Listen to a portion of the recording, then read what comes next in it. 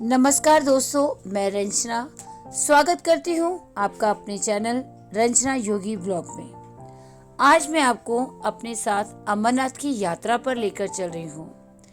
इस ब्लॉग में आपको अमरनाथ यात्रा की पूरी जानकारी मिलेगी और मैं आपको ये भी बताऊंगी कि अमरनाथ की यात्रा के लिए आपको क्या क्या तैयारियां करनी चाहिए। इस वर्ष 2023 में यात्रा 30 जून से शुरू होगी और जो 31 अगस्त यानी रक्षाबंधन तक चलेगी। आइए इस ब्लॉग में हमारी अमरनाथ की पूरी यात्रा देखिए। इस वीडियो को अंत तक जरूर देखिए क्योंकि इस वीडियो में आपको बाबा बर्फानी के दर्शन भी होंगे, उनकी पवित्र गुफा भी देखने के लिए मिलेगी और इस वीडियो में आपको अमरनाथ के प्रमुख स्थानों को देखने का मौका भी मिलेगा। वहाँ के सुंदर नज़ारे भी आप इसमें देखेंगे। जय बाबा बर्फानी की।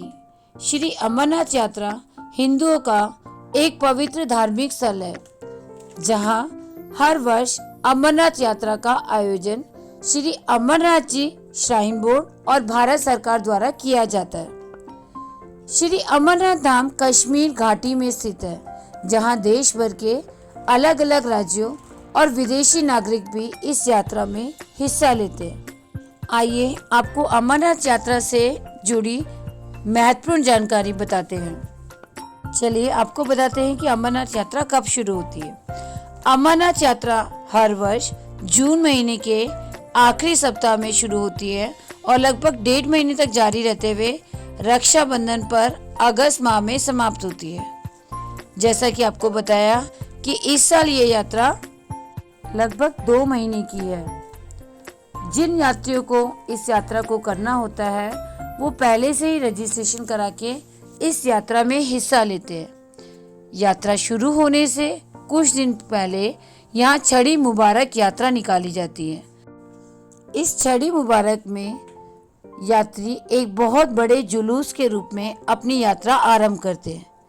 इसमें अनगिनत साधु भी होते हैं जो अपने हाथों में त्रिशूल और डमरू उठाए बम बम बोले तथा जयकारा वीर बजरंगी हर हर महादेव के नारे लगाते हुए बड़ी श्रद्धा से और भक्ति के साथ आगे आगे चलते हैं। छड़ी मुबारक हमेशा श्रीनगर के दशनामी अखाड़ा से कई सौ साधुओं के एक जुलूस के रूप में 140 किलोमीटर की विपथ यात्रा पर रवाना होती है।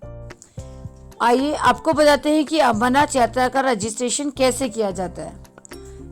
अमरनाथ यात्रा के रजिस्ट्रेशन मार्च या अप्रैल माह में शुरू हो जाते हैं। अमरनाथ यात्रा की गत वर्ष से रजिस्ट्रेशन की 2 प्रक्रिया है, एक ऑनलाइन और एक ऑफलाइन।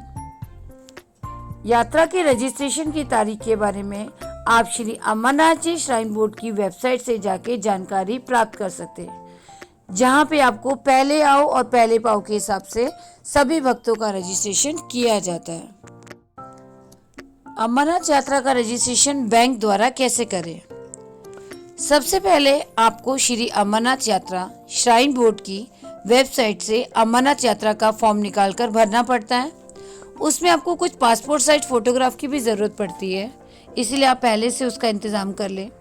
उस फॉर्म को भरने के बाद आपको श्री अमरनाथ जी श्राइन बोर्ड द्वारा दी गई मान्यता प्राप्त डॉक्टर्स की लिस्ट में से अपने शहर के डॉक्टर से जाकर मेडिकल एग्जामिनेशन करवाना पड़ता है और उसके बाद वो मेडिकल एग्जामिनेशन का फॉर्म लेकर श्राइन बोर्ड द्वारा निर्देशित बैंक में जाकर जमा कराना होगा और वहाँ स्लॉट के हिसाब से और आपको दिन और यात्रा की तारीख दे दी जाएगी।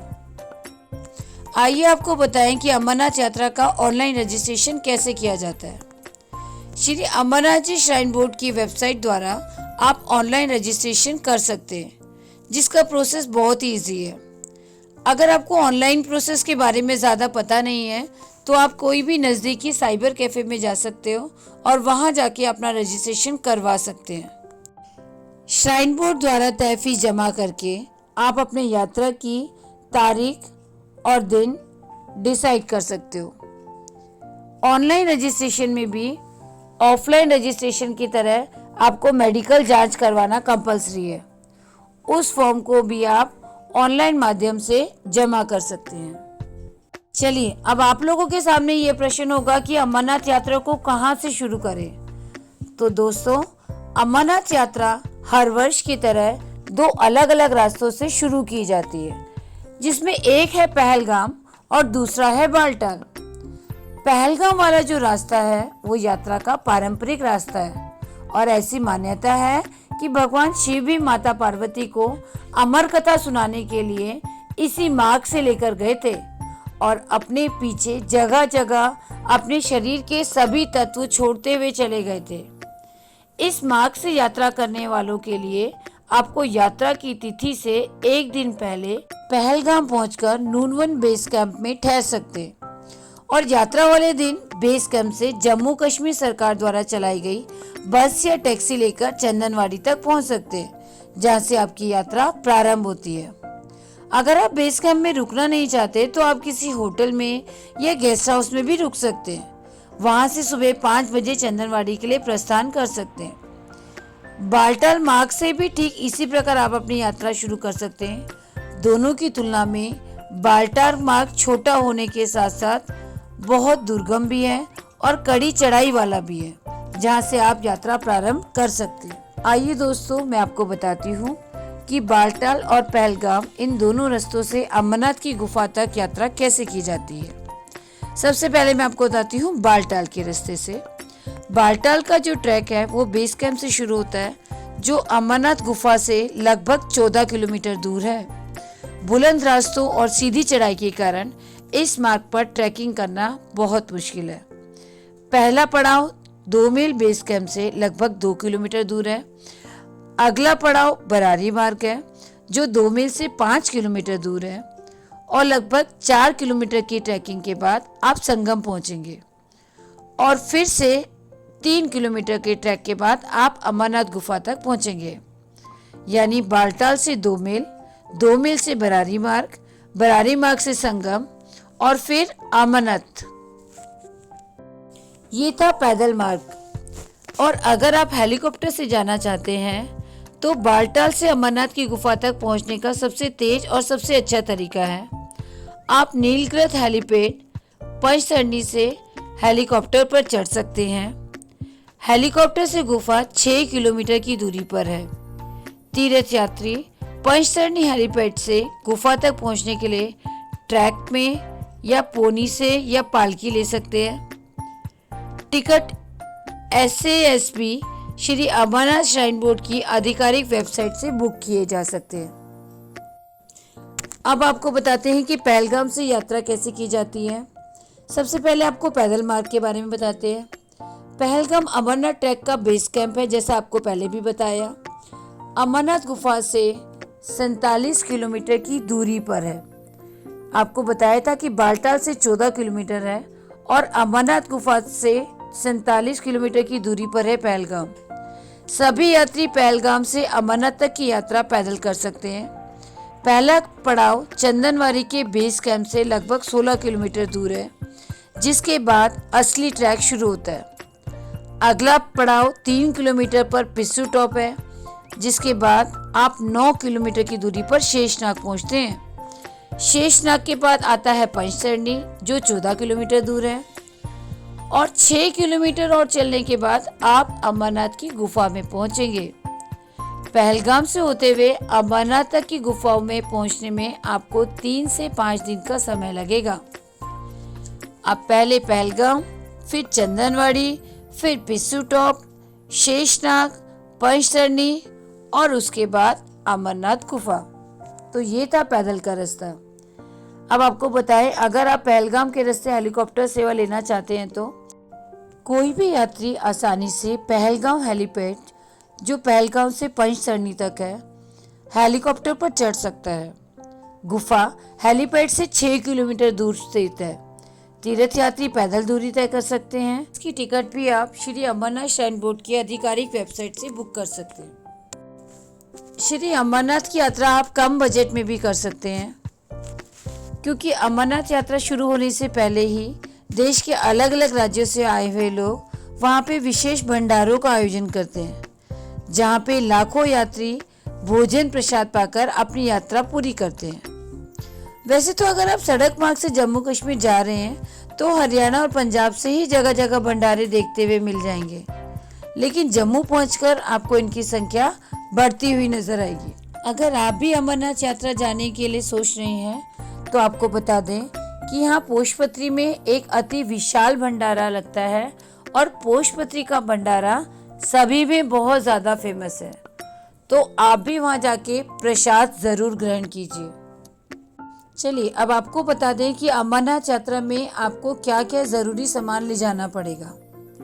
जैसा कि आपको पता है कि अमरनाथ यात्रा अति दुर्गम पहाड़ियों, झरनों, नदियों और झीलों से गुजरते हुए बाबा बर्फानी की पवित्र गुफा तक पहुंचती है, तो इसमें आपको मौसम की परिस्थितियों का सामना भी करना पड़ सकता है, कहीं बारिश, कहीं बर्फ।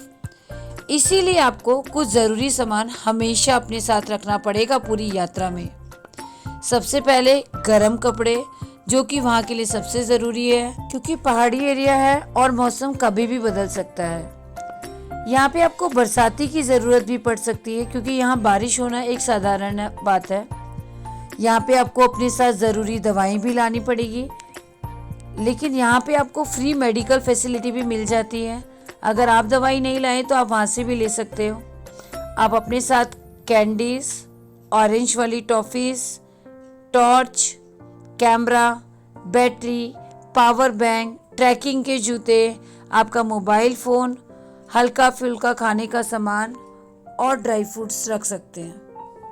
चलिए दोस्तों, आपको बताते हैं कि अमरनाथ यात्रा में आपको क्या क्या फैसिलिटीज़ अवेलेबल है। वैसे तो श्रद्धालु हर वर्ष अमरनाथ यात्रा पैदल मार्ग से पूरी करते हैं, पर जो लोग पैदल चलने में असमर्थ हैं वो खच्चर में, पालकी में और हेलीकॉप्टर मार्ग से भी अपनी यात्रा पूरी कर सकते हैं। आप सभी के लिए एक छोटा सा सुझाव है कि खच्चर या पालकी अगर आप लेते हो तो हमेशा श्राइन बोर्ड द्वारा अधिकृत बूथ से पर्ची काटकर ही लें, नहीं तो आपके साथ धोखा भी हो सकता है, क्योंकि कई बार यात्रियों को उनके तय जगह के अलावा कहीं भी ये लोग उतार देते हैं, जिससे उन्हें परेशानी हो सकती है। इसके अलावा आपको अमरनाथ यात्रा में जगह जगह भंडारे, नहाने धोने के लिए शौचालय की बेहतरीन व्यवस्था उपलब्ध है। आपको ज़रूरी सामान उपलब्ध कराने हेतु जगह जगह छोटे छोटे मार्केट भी हैं, जहां आपको हर ज़रूरी सामान यात्रा मार्ग में उपलब्ध हो जाता है। श्राइन बोर्ड और भारत सरकार द्वारा मेडिकल कैंप्स और हॉस्पिटल की भी उचित व्यवस्था यात्रा मार्ग पे उपलब्ध है। अगर आपकी तबीयत खराब होती है, आपको सांस लेने में प्रॉब्लम होती है, ऑक्सीजन की दिक्कत होती है, तो आप इन कैंप्स की फैसिलिटी ले सकते हैं, और वो भी फ्री ऑफ कॉस्ट। अमरनाथ यात्रा करने के लिए एज लिमिट 13 से 70 वर्ष तक के बीच में है। पूरी यात्रा के दौरान आपको चावल, रोटी, इडली, डोसा, मेवे और चॉकलेट जैसे मुफ्त भोजन और पानी की सेवाएं मुफ्त में मिलेंगी। तंबू में शौचालय नहीं है, इसीलिए आपको सामान्य शौचालयों का इस्तेमाल करना पड़ेगा। अपने साथ टॉयलेट पेपर, साबुन आदि ले जाएं। शौचालय के उपयोग के लिए गर्म पानी की बोतल मिल सकती है, जिसके लिए आपको अलग से पैसे देने पड़ेंगे। मौसम की वजह से अमरनाथ यात्रा कभी भी रुक सकती है, तो इसीलिए अगर आपको जाना हो तो 2-3 दिन एक्स्ट्रा लेकर चलें। आपके साथ सारे ज़रूरी फ़ोन नंबर होने चाहिए, ताकि इमरजेंसी की सिचुएशन में आप उन्हें यूज़ कर सकें। तो दोस्तों, ये था आपके लिए अमरनाथ यात्रा का पूरा वीडियो। अगर आपके दिमाग में कोई प्रश्न है यात्रा से रिलेटेड, तो हमें कमेंट बॉक्स में ज़रूर डालिए। और अगर आप लोगों का भी मन है इस बार अमरनाथ यात्रा करने का, तो कमेंट बॉक्स में अपना नाम लिखकर हमें ज़रूर बताइए।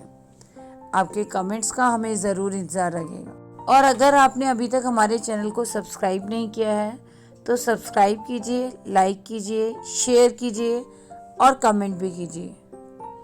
चलिए फिर मिलते हैं आपके साथ किसी और वीडियो में। जय बाबा बर्फानी जी, भूखे को अन्न और प्यासे को पानी जी। इस वीडियो को देखने के लिए आप सभी का बहुत धन्यवाद।